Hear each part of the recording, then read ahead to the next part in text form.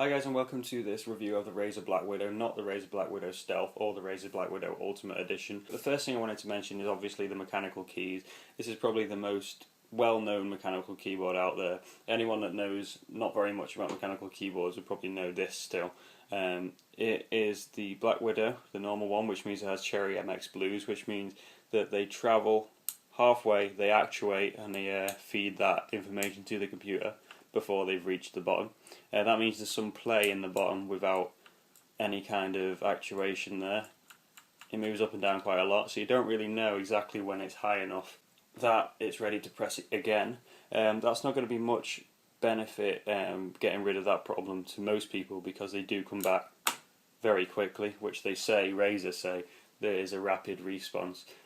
There's not a massively rapid response compared to Cherry MX Reds, Browns and Blacks, which come up much faster because they don't have this two-part mechanical key design which has that halfway down click.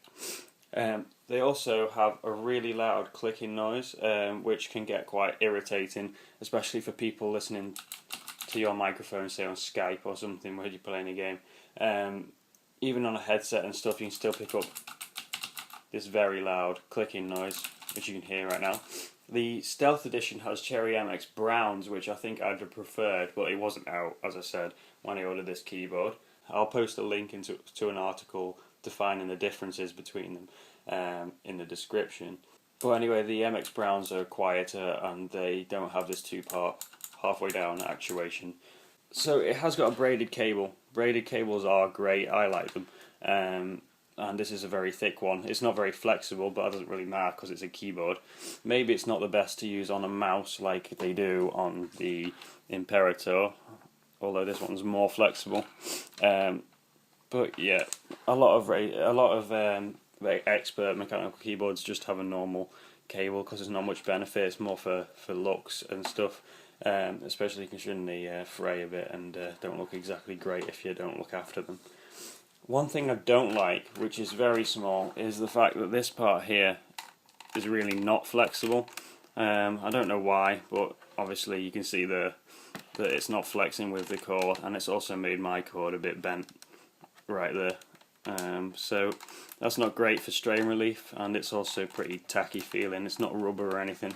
I don't know why they didn't just include a nice rubber strain relief on there. The Razer logo has loads of different backlighting volumes, as you can see there, and it also has some kind of pulsate thing, which, as I said, I don't like backlit keys. I don't like flashy lights on my keyboard, especially taking my eye off the monitor. So usually I just have it off or on super low.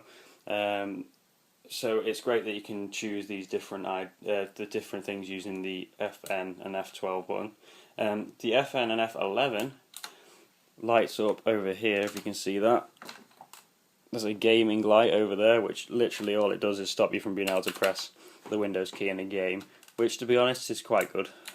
It's quite a nice feature, although it does require you to do that before every game, which I'm not sure everyone's going to bother. Someone might leave it in that game mode, I guess.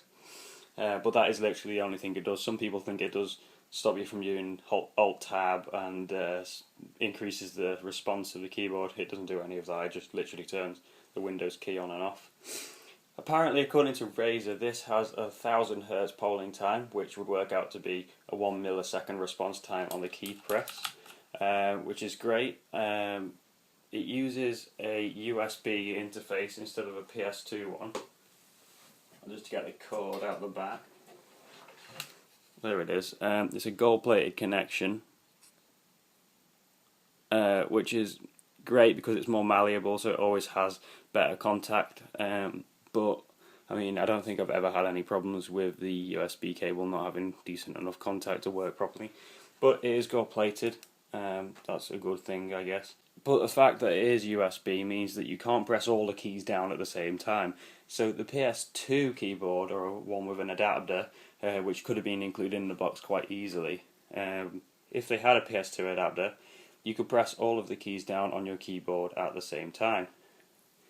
This would be quite good because Razer's invested quite a lot of money into the anti-ghosting and stuff like that they keep going on about, but literally that's only because they use USB, and if they use PS2 that would get rid of the problem. But to be honest, I'm not a fan of PS2 because it's a really old thing. And yeah, my computer only has one PS2 input at the back anyway, so I wouldn't be able to use it for my keyboard and my mouse.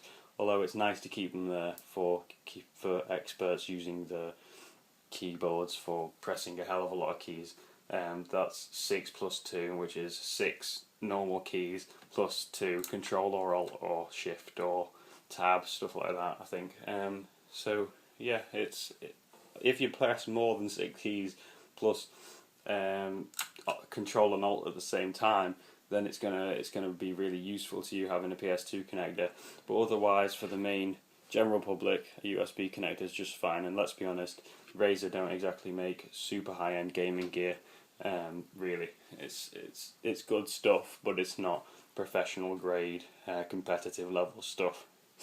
That's obviously reflected in the fact that they use cherry blues, which is more of a typing key than a gaming key. Quickly going over the boring stuff, or the boring stuff for me, is the 5 macro keys, which I have never used.